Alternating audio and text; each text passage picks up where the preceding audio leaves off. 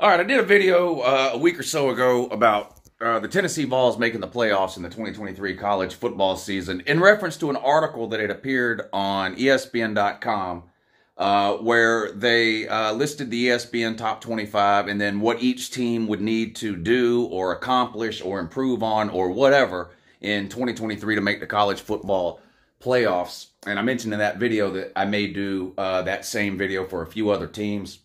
A couple of you in the comments had asked about Southern Cal.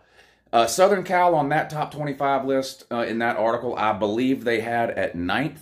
I do think Southern Cal is a playoff contender heading into 2023. Now, my list of playoff contenders is 10 to 15 teams long. So, there's a difference in my mind between a team being a playoff contender and a team being a national title contender.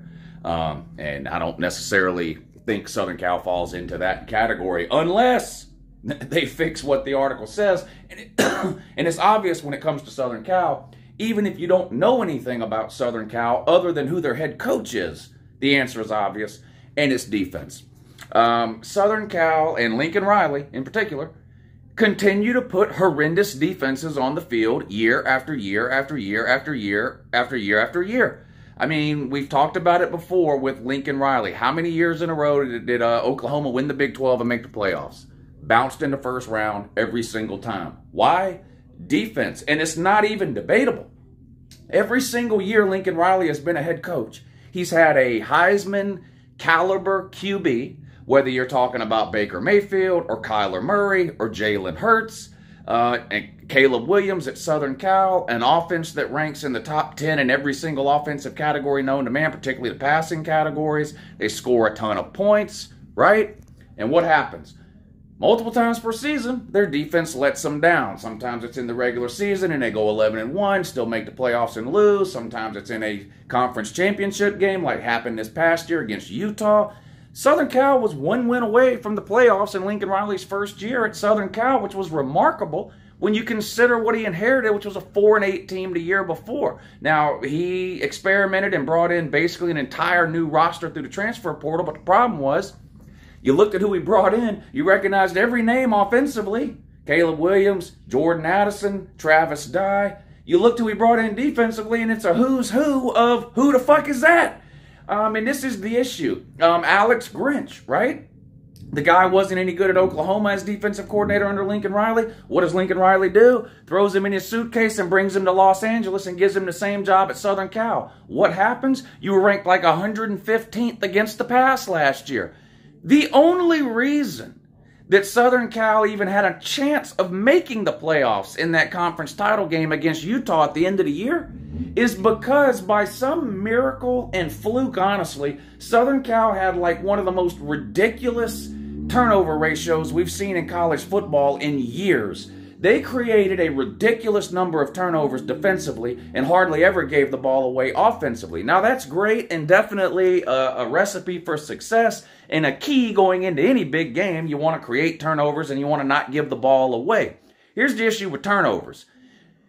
Maybe you can make the argument that no individual single turnover is luck, but over the course of a season, luck does play into a turnover ratio.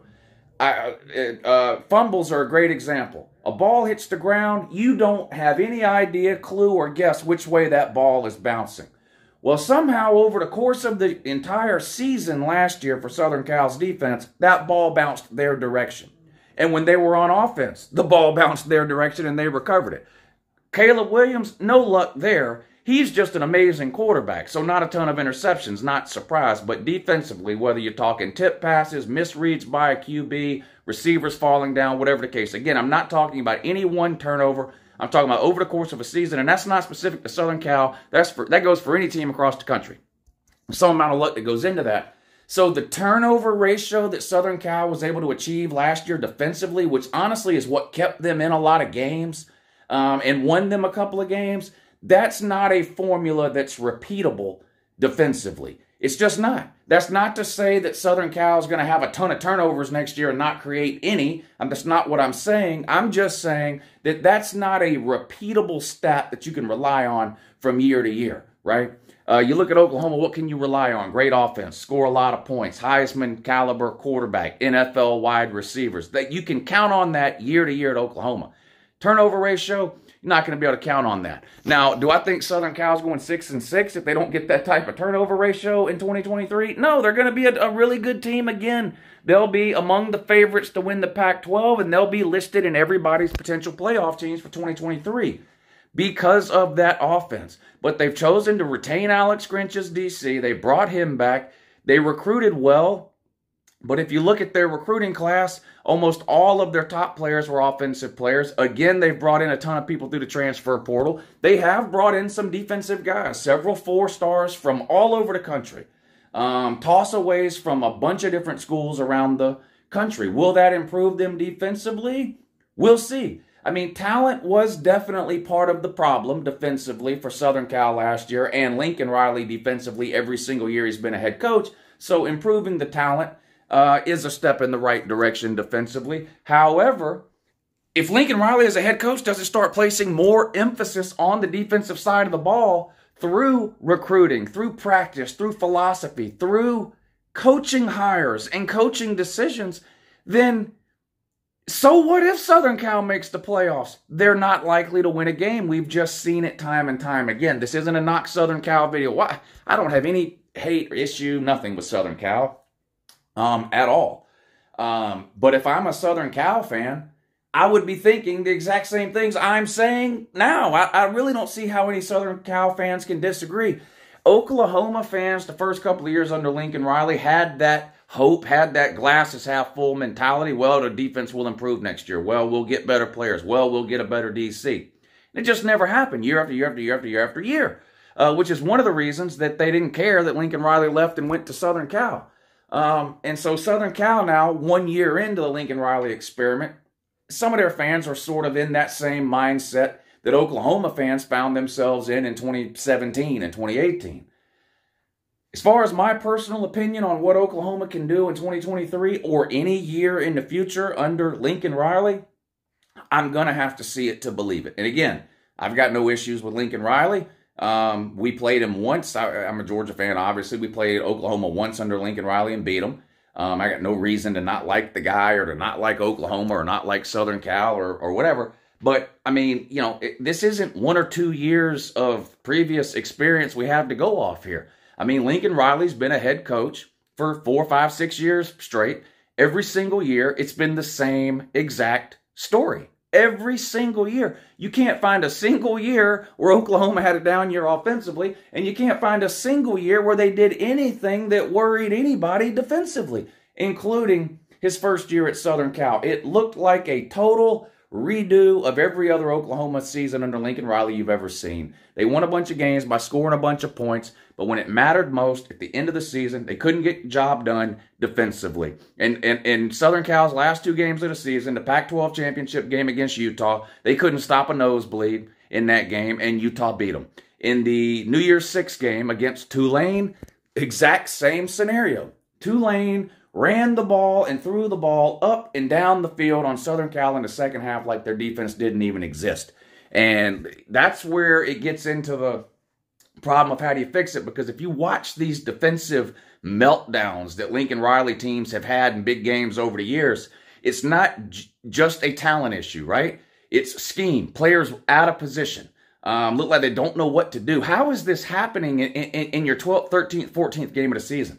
Missed tackles? Oh my God. It looks like when you watch a Lincoln Riley team play defense in big games at the end of the year, it looks like the opposing team's offensive players are covered in vegetable oil or baby oil or something like, you know, Lincoln Riley defenders just slide right off of people in these big games at the end of the year. And it happened against Utah in the second half. It happened against Tulane in the second half, and you finished the season on a 2-game losing streak.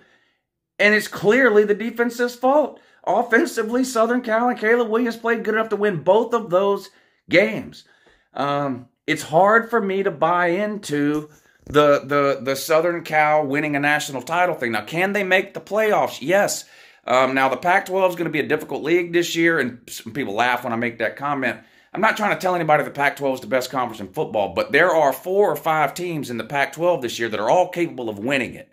So the difficulty for anybody in the Pac-12, any of those 4 or 5 teams in the Pac-12, is going to be getting out of the Pac-12 with few enough losses to make a 4-team playoff, because you're looking at probably having to have a 1 or no loss team in the Pac-12 to make the playoff, right? So can Southern Cal, and again, you can give them one sort of hiccup during the season. Can Southern Cal go 11-1 during the season and then win the Pac-12 title game? 12-1 would be their record. Most likely would get them into the playoffs. Can they go 11-1? Can Oregon? Can UCLA? Can Utah? Can Oregon State? There's 4 or 5 teams in the Pac-12 that are going to, sort of decide who wins this thing. And it looks like the type of year in the Pac-12 where you could be looking at a 2-loss champion.